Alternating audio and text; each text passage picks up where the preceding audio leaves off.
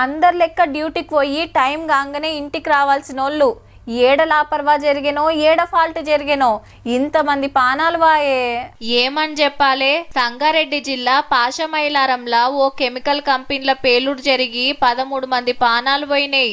దెబ్బలు దాకినోళ్లను దవాఖానకేసుకపోతే కొందరు లోపట్నే చిక్కబడ్డారట. కంపెనీ బ్రాంచ్ మేనేజర్ సుతా జీవిడ్చిండు. పొద్దుగాల 9:30 గొట్టంగా బాంబు వేలినట్టే వేలే వరకు కార్మికులంతా ఎగిరి అంత దూరంలో పడ్డారట.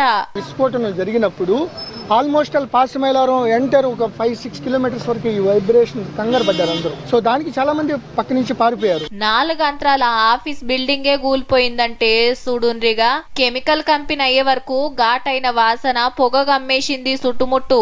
8 ఫైర్ ఇంజన్లు వచ్చి గంటల కమానం తిప్పలు పడితే మంటలాగినాయి. కార్మికులు బీహార్, మధ్యప్రదేశ్, ఉత్తరప్రదేశ్, ఒరిస్సాకెళ్ళొచ్చినోళ్లే ఎక్కువ మటుకు. 8 बजे ड्यूटी आया, जब फायर हुआ तो मैं वहाँ से काम कर रहा था, तब तक मैं देख नहीं पाया उसको. कोई मेडिकल भी बोले वहाँ जाके है बोल के उधर भी घूम के आया. ముచ్చట తెలవంగానే కార్మిక శాఖ మంత్రి వివేక్ వెంకటస్వామి సారు, దవాఖాన్ల మంత్రి దామోదర రాజనరసింహ సారు ఉరుకొచ్చిండ్రు. కంపెనీ కాడ పరిస్థితి తరుసుకొని దవాఖానకు పోయి దెబ్బలు దాకినోళ్లను మందలిచ్చిండ్రు. ఎంక్వైరీ చేసి నిజంగా నిర్లక్ష్యం ఎవరైతే ఉందో వానిపైన కఠినమైన చర్యలు తీసుకోవాలని చెప్పి కూడా చెప్పడం జరిగింది. బాడీస్ సరిగా ఐడెంటిఫై చేయలేకపోతున్నారు.